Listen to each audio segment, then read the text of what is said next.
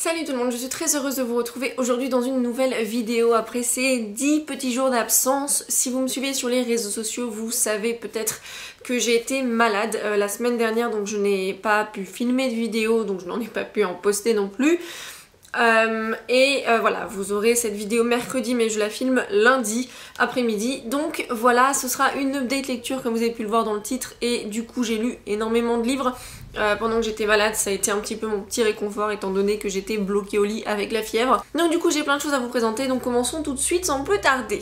Il y a 3 livres que j'ai mentionnés déjà dans mon bilan du mois de janvier, mais je n'avais pas pu faire d'update lecture avant. Donc je commence avec Since You've Been Gone de Morgan Matson, et comme vous le savez si vous avez vu mon bilan, je l'ai beaucoup aimé. C'est l'histoire de Sloane et Emily. Donc Emily qui n'a pas vraiment beaucoup d'amis, Sloane c'est sa seule amie, et un jour elle se réveille et Sloane n'est plus là, elle est partie sans vraiment rien laisser derrière elle.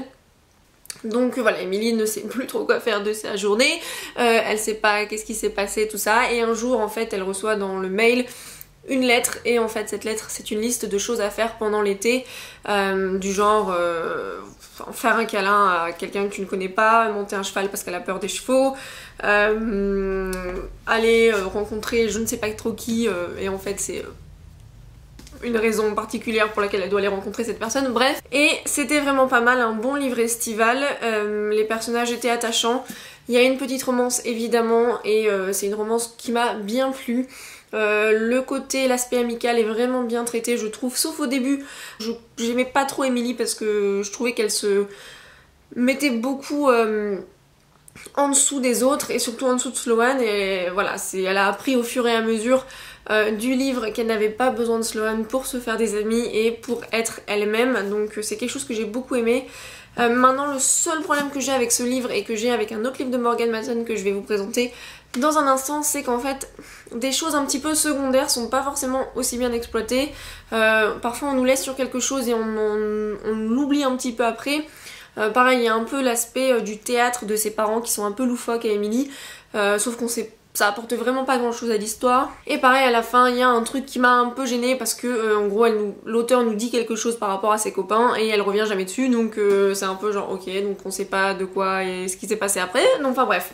Donc voilà, c'était une bonne lecture avec quelques petits défauts, je lui ai mis 4 sur 5. Ensuite j'ai lu No More Confessions de Louise Rosette, donc là je vous ai montré sur mon téléphone mais je l'ai lu sur ma liseuse. C'est le 3e tome de la trilogie Confessions de Louise Rosette qui est sorti, enfin les 2 premiers tomes sont sortis en français chez Darkis avec le titre Confidence d'une jeune fille en colère et Confidence d'une... je ne sais plus exactement le nom du tome 2. Ce 3e tome était ultra court puisqu'il faisait 175 pages, c'est pas forcément un point négatif parce que je trouve que parfois il suffit pas forcément de beaucoup de pages pour dire ce qu'on a envie de dire. C'est peut-être néanmoins mon tome le moins... enfin que je préfère le moins dans la trilogie. Pourquoi? Je ne sais pas, je pense que... j'ai trouvé que c'était plutôt bien fait justement, mais par exemple tout le début c'était par rapport au père de Rose, et en fait, bon je veux pas... on apprend dans le premier tome que son père est mort après avoir fait la guerre en Irak. Et c'est juste que toute la première partie du livre est par rapport à ça, et bizarrement ça m'a rien fait du tout, et au contraire j'ai trouvé ça un peu bizarrement fait. Mais voilà, c'est un 3e tome donc je vais pas forcément beaucoup vous en parler, mais j'ai été ravie de retrouver Rose Jamie. Je trouve que c'est vraiment une héroïne, voilà, superbe, et j'ai pas forcément toujours été d'accord avec les choix qu'elle a pu prendre, mais la fin, l'auteur a pris un risque que je trouve très bon, et voilà, c'était quand même une bonne fin, je lui ai mis 4 sur 5, et si vous n'avez pas commencé cette trilogie, je vous la recommande énormément. Ensuite j'ai lu Magisterium, le tome 1, l'épreuve de fer de Cassandra Clare et Holly Black, c'est une épreuve non corrigée, elle sortira le 16 avril 2015 donc chez Pocket Jeunesse, et je l'ai déjà lu, vous l'avez pas encore vu dans mon book haul, mais du coup vous l'aurez vu dans mon bilan et dans cette vidéo aussi avant de voir mon book haul, c'est pas grave. C'est en fait une histoire middle grade, donc qui est un peu plus jeunesse que... enfin qui est en dessous... c'est jeunesse quoi, c'est pas du young adult. On m'avait dit mais non tu verras ça ne ressemble pas vraiment à Harry Potter, et moi j'ai envie de dire ah bon parce que je trouve les similitudes un peu dérangeantes, dans le sens où bon c'est juste que il y a vraiment des choses inspiré, et j'adore Harry Potter donc ça devrait pas me déranger, mais du coup je trouve que ça manque d'imagination en fait, si vous voyez ce que je veux dire, parce que bonjour leur Crux à un moment donné, c'est un groupe de 3, au début ils sont pas tous amis et puis finalement ils vont finir par devenir amis parce qu'il y aura une certaine chose qui va se passer. Il y a une école de magie, bon certes c'est pas Poudlard mais voilà, il y a un méchant, l'ennemi donc un petit peu de tout le monde, donc j'ai envie de dire voilà, c'est pas forcément... Voilà, on me l'avait dit que c'était pas Harry Potter, du coup moi je m'attendais à quelque chose de vraiment hyper original et c'est pas forcément ce que j'ai ressenti. Donc voilà, c'est un trio d'élèves, enfin d'enfants qui vont intégrer une école de magie, mais un des enfants, donc le personnage principal, il est à moitié orphelin, il a un papa, mais sa maman est morte, et aux mains du grand méchant, si ça ne vous rappelle pas quelque chose. Non, je plaisante. Et en gros, son père veut pas forcément qu'il rentre dans cette école, et il a toujours dit à son fils, tu fais en sorte de rater ton concours pour ne pas y rentrer. Finalement il y rentre, il va se passer plein de choses, il y aura un twist à un moment donné, le twist était pas mal, mais voilà, j'en attendais quand même plus. Ensuite j'ai pas forcément beaucoup accroché à l'écriture, donc je lui ai mis 3 sur 5, mais je lirai sans doute la suite quand même, parce que effectivement à la fin le twist est sympathique, et même si je me suis pas énormément attachée aux personnages, voilà, je les ai bien aimés quand même, donc on verra, je lirai sûrement la suite, mais si le tome 2 est du même niveau que celui-là pour moi, je lirai sans doute pas les 5 tomes parce que c'est une série de 5 tomes, donc voilà. J'ai ensuite lu Amy and Roger's Epic Detour de Morgan Matson, donc qui est également une lecture estivale, mais vous pouvez évidemment le lire n'importe quand. J'ai oublié de préciser, les livres de Morgan Matson ne sont... Enfin, ces deux-là ne sont pas encore parus en français. Son autre roman, Second Chance Summer, est déjà paru en français chez Hachette Bloom. Et c'est assez facile à lire en anglais si ça vous tente. Celui-ci c'est un livre road trip, et j'avais jamais lu de livre road trip, et croyez-moi maintenant je suis genre accro, j'ai juste envie de faire un road trip dans les États-Unis, même si c'était déjà le cas avant. Là je peux vous assurer que à mon avis ça se fera un jour, parce que je peux pas ne pas le faire maintenant, bref. Et ce livre est donc muni de illustrations, si on veut, en fait, des cartes postales, des photos, des petits bouts genre de papier, genre quelqu'un a écrit dessus. Et il faut savoir que l'auteur a effectivement fait ce road trip, donc elle sait à peu près de quoi elle parle. Et voilà, c'était vraiment sympathique. Moi j'ai beaucoup aimé. Maintenant, encore une fois, ce que je peux juste reprocher à Morgan Matson, c'est que encore une fois, les choses un petit peu secondaires sont pas forcément super bien exploitées, et du coup ça fait une histoire qui est vachement bien pour les personnages principaux, mais qui reste quand même un peu déséquilibrée. En fait c'est donc une fille qui a perdu son père, et dans un accident de voiture auquel elle était au volant, et donc voilà, sa mère décide de déménager, ils habitent en Californie, ils vivent maintenant dans le Connecticut, sauf que bon voilà, le déménagement se fait un petit peu de manière assez difficile, parce qu'il y a juste la mère qui part dans le Connecticut au début, et elle, Amy, doit la rejoindre à la fin de son semestre. Et en fait le truc c'est que sa mère peut pas payer l'avion et la voiture, faire venir la voiture dans le Connecticut, faut traverser le pays, donc elle demande à sa fille de prendre la voiture, sauf que elle veut plus vraiment prendre la voiture, Amy, parce que bon, elle a eu un accident de voiture qui a tué son père, donc bon, vous voyez, c'est un petit peu compliqué. Donc du coup elle passe, la mère elle demande à une copine à elle dont son fils doit partir dans Philadelphie, qui est pas très loin. Si ça lui dit de faire un road trip, du coup c'est Roger qui conduit, enfin bref, vous savez bien, Amy and Roger's Epic Detour, n'est-ce pas? Et voilà, donc c'est un petit peu une histoire entre ces deux-là qui va évoluer, c'est une histoire vraiment, le road trip qui est assez mis en avant quand même, hein. C'est une bonne partie du roman, le road trip, et c'est évidemment Amy qui va devoir come to terms, je sais jamais c'est quoi l'expression en français, qui va devoir se remettre, enfin faire son deuil en fait par rapport à ce qui s'est passé. Et il y a également donc le frère Charlie de Amy qui a également des problèmes qu'il va falloir régler, tout ça. C'était vraiment pas mal, j'ai beaucoup aimé, mais encore une fois voilà, la relation entre la mère et Amy, j'ai trouvé qu'elle était absolument pas exploitée de la manière qu'il aurait pu l'exploiter. Et voilà, il y avait plein de choses comme ça, mais c'était un bon livre, je lui ai mis 4 sur 5, si ça vous tente, n'hésitez pas, c'est quand même une superbe lecture. J'ai ensuite lu la trilogie Breathe de Rebecca Donovan, et le premier tome c'est Reason to Breathe, le deuxième tome c'est Barely Breathing, et le troisième tome c'est Out of Breath, et le premier tome va sortir chez Pocket Jeunesse le 5 mars prochain. C'est une histoire que j'ai en fait dévorée pendant que j'étais malade, et j'en avais entendu que des avis ultra positifs. Je suis un peu plus mitigée sur cette trilogie que la majorité des gens qui l'ont lu. Pourquoi? J'ai beaucoup aimé le premier tome, j'ai détesté le deuxième tome et j'ai vraiment adoré le dernier tome en sachant que le début m'avait quand même un peu déplu. En gros, c'est l'histoire d'une jeune fille, Emma, tant pour moi, j'ai encore un petit trou de mémoire sur les prénoms, Emma qui a été adoptée par son oncle et sa tante après que son père soit mort. Tous les pères meurent hein, dans mon début de lecture, c'est génial. Après que son père soit mort quand elle avait 7 ans et que sa mère ait des problèmes, on va dire, avec l'alcool, ce genre de choses. Donc elle a été adoptée par son oncle et sa tante, son oncle étant le frère de son père. Et en gros il y a de l'abus dans cette jolie petite famille qui n'est pas assez parfaite et Emma du coup voilà est très renfermée sur elle-même. Elle a une seule amie, c'est Sarah, et voilà, elle fait tout pour avoir des hyper bonnes notes à l'école et enfin au lycée, et elle a également le foot qui lui permettra d'avoir une bourse pour aller à l'université de son choix qui est Stanford. Et dans ce premier tome, elle va rencontrer un jeune arrivant qui est Evan Matthews. Et Evan Matthews est devenu mon nouveau book boyfriend, c'est pas possible, il est extraordinaire ce garçon. L'homme parfait presque. En gros, c'est une trilogie qui est très très forte, très poignante, avec des sujets difficiles. Le premier tome, le problème que j'ai eu, c'est que j'ai eu du mal à comprendre comment la personne qui faisait du mal à Emma pouvait lui faire du mal en sachant qu'elle avait elle-même des enfants. Donc pour moi c'est un petit peu genre une nana qui a l'instinct maternel mais pas pour tout. Donc voilà, c'était pas forcément toujours compréhensible, mais après je comprends tout à fait que c'est possible, hein. Il y a des gens fous après tout dans le monde, donc voilà. Et juste j'ai eu du mal avec Emma. Deuxième tome, j'ai eu énormément de mal avec Emma. Elle fait tous les choix les plus stupides que la Terre puisse imaginer. C'était du grand n'importe quoi, un triangle amoureux mais qui était hyper pervers dans le sens où le gars qui est dans le triangle amoureux, c'est quand même... Bon, je vais pas le dire, je vais pas vous spoiler, mais en gros, c'est du n'importe quoi.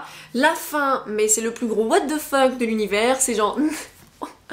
genre moi, la fille, je lui aurais mis des claques, hein, clairement, ou voire plus.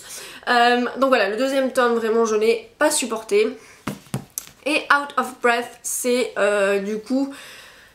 le dernier tome. Le début était franchement agaçant, Emma toujours aussi insupportable. Je comprends qu'elle traverse des choses difficiles, mais il y a un moment donné, faut pas déconner non plus.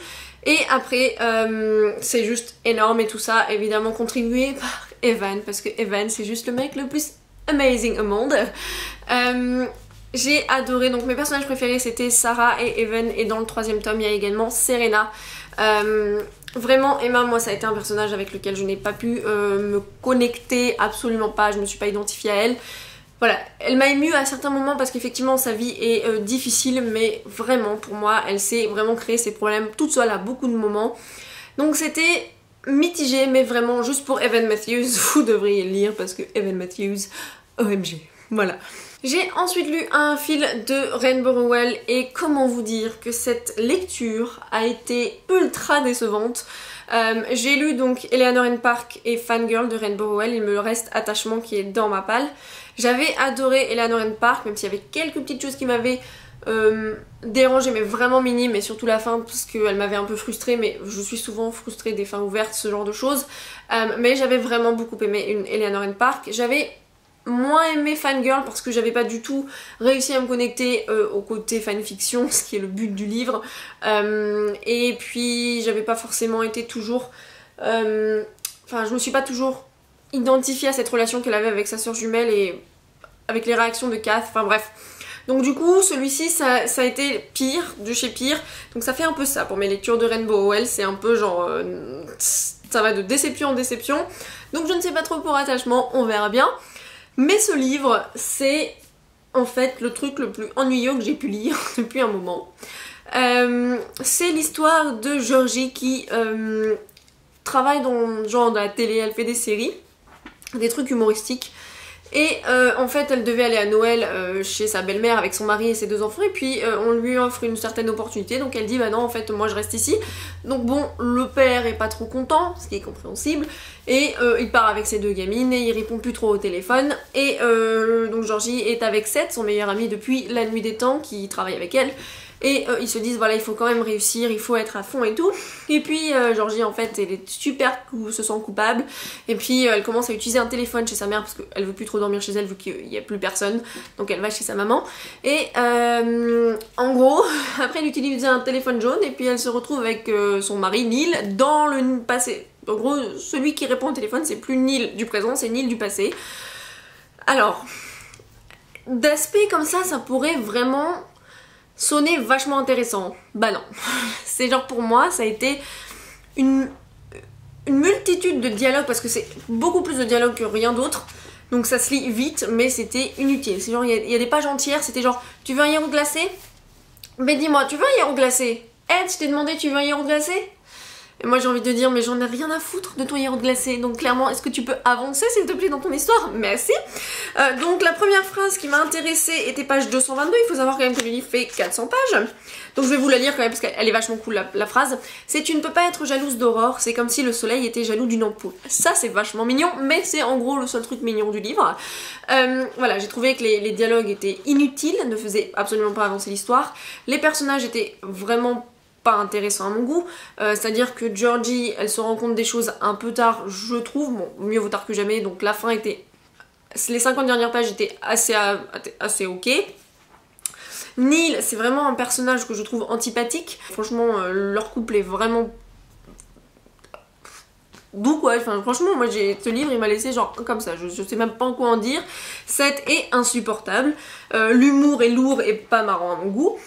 Donc voilà, c'était une grosse déception, je lui ai mis 2 sur 5, parce que je mets pas en dessous, généralement j'aime pas trop mettre en dessous, mais voilà, moi je n'ai pas compris ce livre, peut-être que j'ai pas été sensible à l'écriture, à l'humour, au personnage, à rien du tout en fait.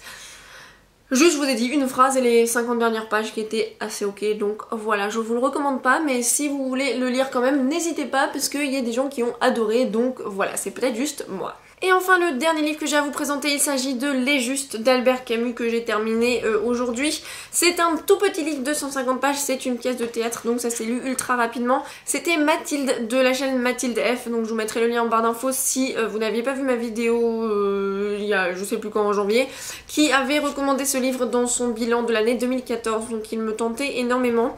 En fait c'est un groupe de terroristes qui doit, qui prévoit en fait de déposer une bombe ou de faire exploser en gros le grand-duc de je sais pas trop quoi. Mais il y a une petite page qui explique un petit peu au début. Donc c'est une histoire qui a vraiment existé, donc c'était en février 1905 à Moscou. Mais voilà, j'ai pas tout à fait compris si c'était le tsar ou si c'était... Ah, le grand-duc Serge, oncle du tsar, autant pour moi. La fille qui oublie déjà ce qu'elle a lu le matin. Donc voilà, c'était le grand-oncle du... Ok, bref. Et en gros, donc on donne ce truc à faire à Kaliakev qui donc se dit ouais je vais le faire et tout, y a pas de souci, j'ai pas peur machin, et en fait le jour où il est censé le faire, il y a des enfants dans la carriole dans lesquelles ils sont censés aller au théâtre, la famille du tsar quoi, bref. C'est dur pour expliquer ce livre parce que j'ai pas envie d'en dire trop mais en même temps voilà. Et puis finalement donc du coup ils doivent recommencer mais du coup voilà ça demande plus de... Ils étaient prêts donc là il faut... Voilà. Bref, en gros c'est un petit peu cette histoire de... voilà, de révolution, de terrorisme, question d'honneur, question de paix, de justice. Voilà, c'était franchement une superbe pièce. J'ai mis 4 sur 5, ça n'a pas été un coup de cœur. Parce que vers la fin j'ai trouvé que ça partait un petit peu dans tous les sens à mon goût dans les dialogues. Enfin oui on peut considérer ça un dialogue mais voilà je trouvais que ça partait un petit peu dans tous les sens. Genre croyance, amour, voilà je trouvais que ça partait un petit peu en genre j'ai fumé juste avant de faire cette pièce.